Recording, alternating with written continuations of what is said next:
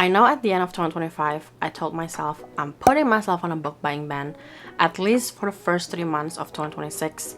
And as you can tell from this video, I broke that book buying ban. I have purchased quite a few books in the last few weeks, and it's only the first week of February, and that is okay.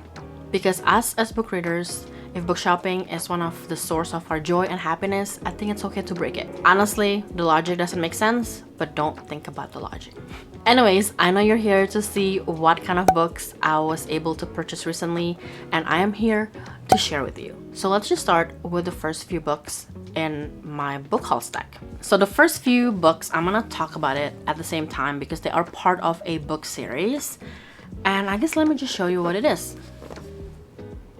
Yep, I did get some of the Bridgerton book series. I'm missing, I believe, books 7 and 8 or something like that. There are 8 in the main series. And I think I have 1, 2, 3, 4, 5, 6 of them.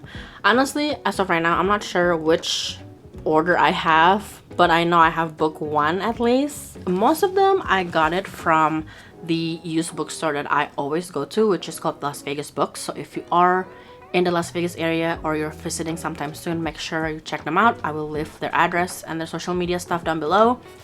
But anyways, I did get The Duke and I, which I know for sure that this is the first book. The Viscount Who Loved Me, an offer from a gentleman romancing Mr. Bridgerton to Sir Philip with love. And the last one, When He Was Wicked. Like I said, I'm not really sure which numbers goes first, but I'm pretty sure The Duke and I is the first one. However, if you guys are Bridgerton avid reader, let me know what is up with the first book, because all of the other books after the first book has, you know, similar cover, like this one or this one and this one, right? And as you can tell, the spine is also pretty similar. It's like this. But why is book 1 completely different than the rest of the series? All of them are from Avon. So I'm trying to see if there is a similar edition for book 1 that looks like this. So let me know in the comment below if you know, because this is driving me crazy. Like, I don't mind like a mix and match book in a book series for me, but I'm just wondering if there is a version of book 1 that is like this.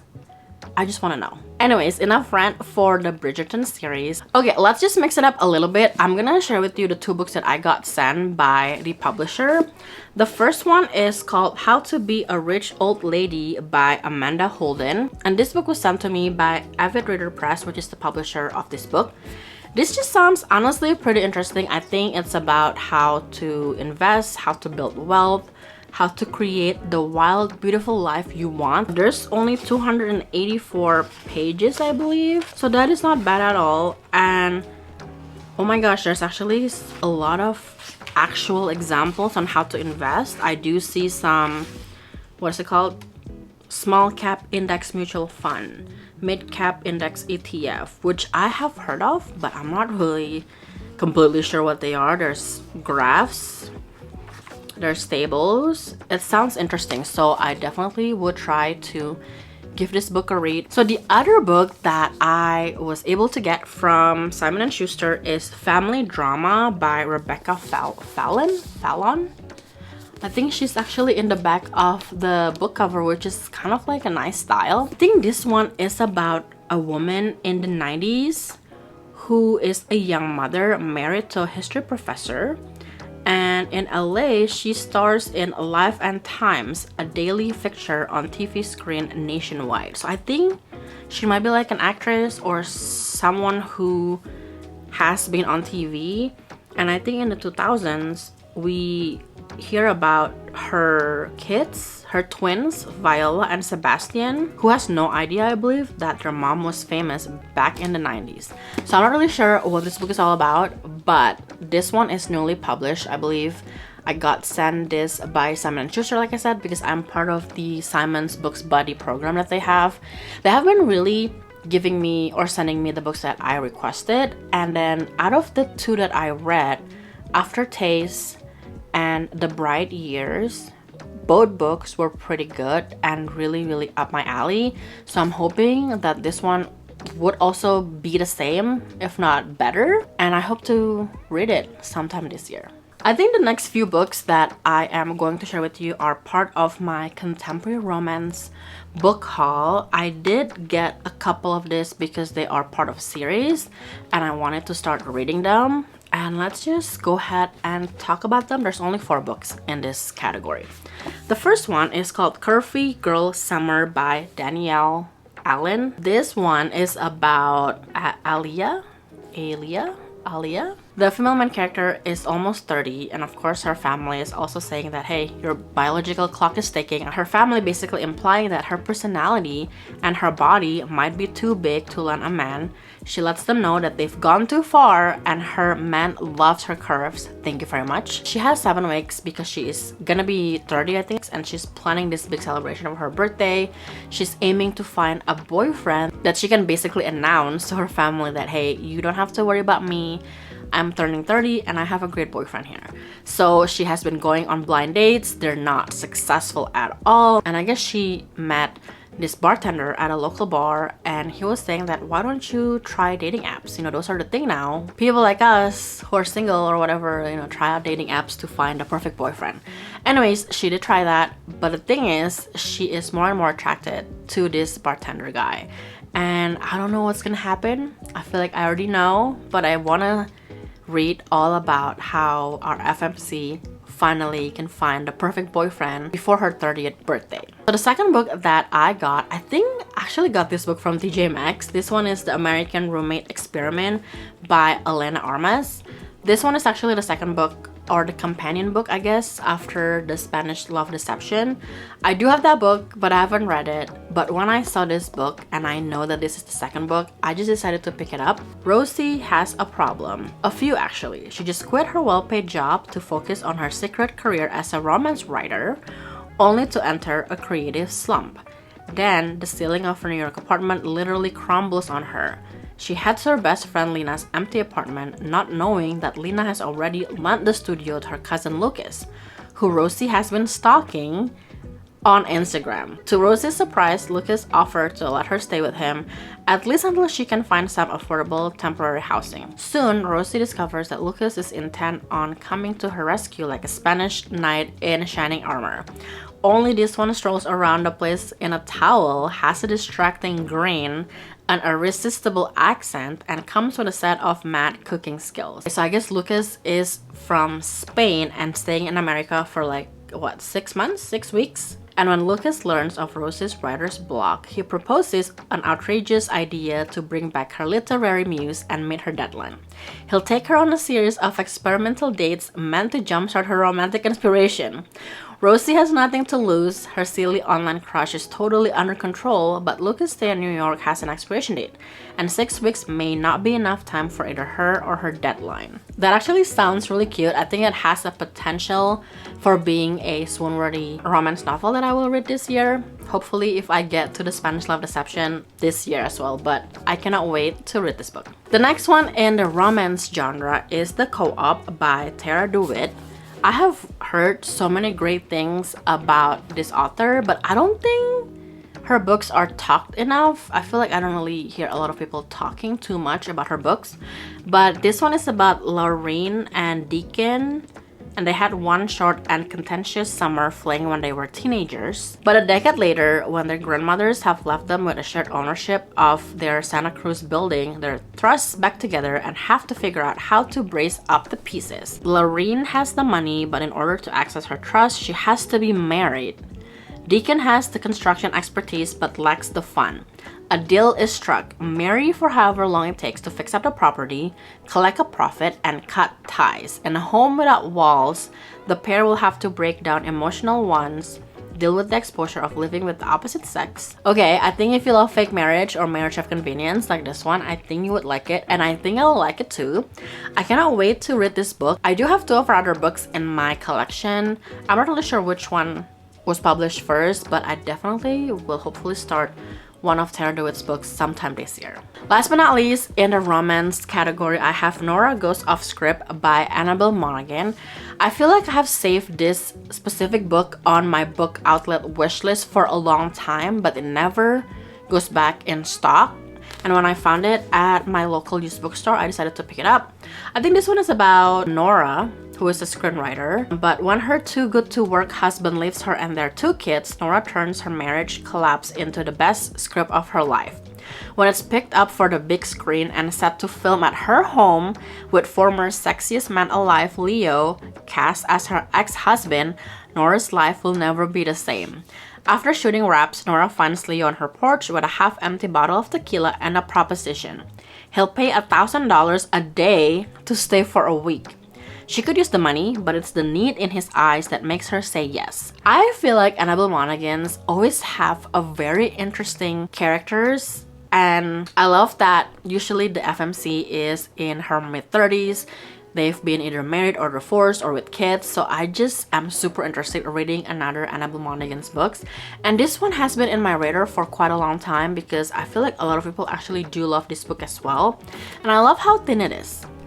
It is gonna be a quick read for me, hopefully. Maybe I will add this to my summer TBR because it sounds like it's a summer book. So these next few books, I would classify them as fantasy and sci-fi. I think I don't read a lot of sci-fi, but I started to want to read them just because there are a few books out there that have been talked about highly, and people like me who read romance read these books and love it. So let's just give it a chance. The first one that I have here is Dungeon Crawler Carl by Matt Dinniman. This is the first book in the whole book series. I have watched a couple of the BookTube girly, I guess that's how you would call them, read this book or started reading this book and fall in love with the book. They either read it physically or listen to the audiobooks.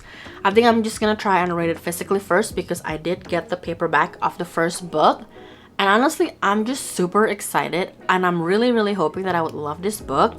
This one also has a cat in the book, so I just love that for the main character. I think it's like his ex's cat or something. Oh, okay, I remember now. So this is kind of like an apocalypse style of game that is televised. You know what's worse than breaking up with your girlfriend? Being stuck with her prize-winning show cat. And you know what's worse than that? An alien invasion, the destruction of all man-made structures on Earth, and the systematic exploitation of all the survivors for a sadistic intergalactic game show. Join Coast Guard vet Carl and his ex-girlfriend's cat Princess Donut as they try to survive the end of the world, or just to get to the next level in a video game like trap-filled fantasy dungeon.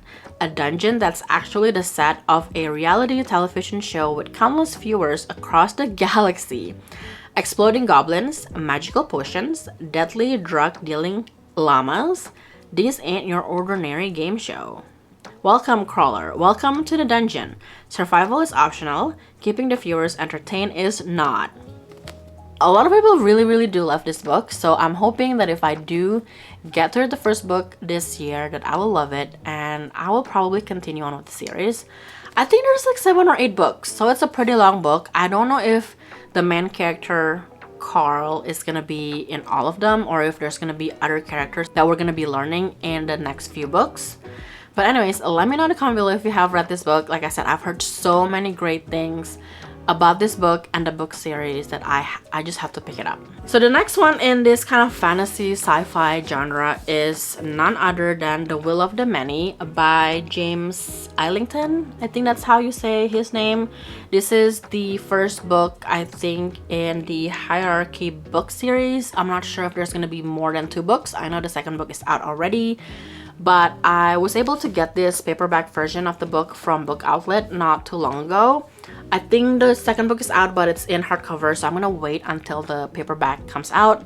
And again, once I read this book, if I do love it or enjoy it and enjoy it enough to want to read the second book, then I will definitely get the second book. But again, this one has been talked about pretty recently. A lot of people have loved this book.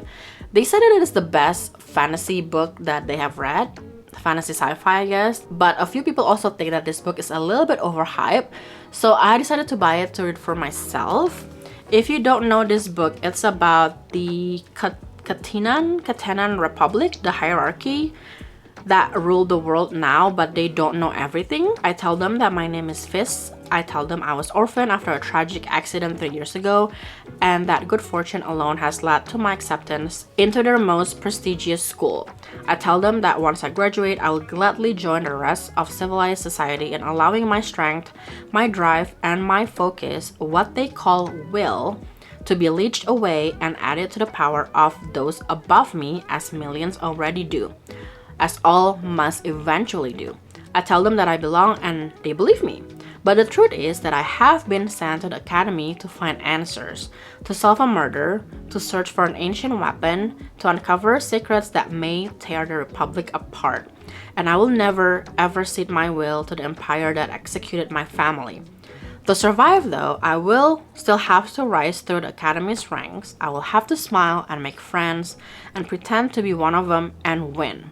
Because if I cannot, then those who want to control me, who know my real name, will no longer have any use for me. And if the hierarchy finds out who I truly am, they will kill me. So this is actually sounds kind of interesting to me. I want to see who tell Viz to go to the academy, and why is he actually doing this, and what happened to his parents. Let me know in the comment below if you guys have read this book. I feel like I said, it's been pretty popular the past few months, and I am just curious to see if I actually will read this book. This book is pretty thick. I think the paperback version has, let me see, 684 pages. No, 684 pages? I think it is. Around 675, 684. Let's just say 700 pages, which is, I think, probably the longest book I've probably have. No, I also have Alchemist, San Lin Yu's book. I think that one is 1,000 pages, I think, but I feel like this one is about the same size. The next one in this category is Three Shattered Souls by Mai Corlin. I already have the first 2 books from a book outlet as well.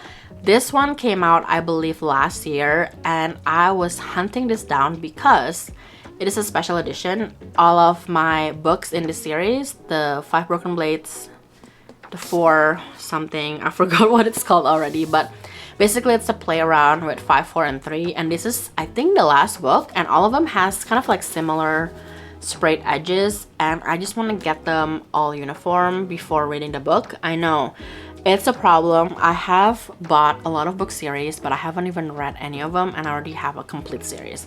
Anyways, I'm not really sure what this one is all about. I don't want to read the summary of this book because this is the last book in the series, and I know I've done that before and I spoiled the whole book series for myself. So the last couple books are actually a part of a book series. I think there's a prequel to this and the 3rd book, but I only got the first 2 books because that's the only one I can find, and these are Fable and Namesake by Adrian Young. I don't know if you can tell, but when you put this book together like this, it's from, you know, the main character, I believe. I have heard about this book so much in the past, and I am just curious to read this. When I went to my favorite used bookstore, I see both of them side by side, and I think they were for $6 because they are YA, and I decided to grab them. It's Calling My Name. Of course I have to, right? I think this one is about pirates. I have never read any books about pirates before, and because I've heard so many great things about these 2 books, I cannot wait to read it. I'm gonna try and read these first 2 books first before hunting down the prequel and the 3rd book. If you have read this book, let me know in a comment down below.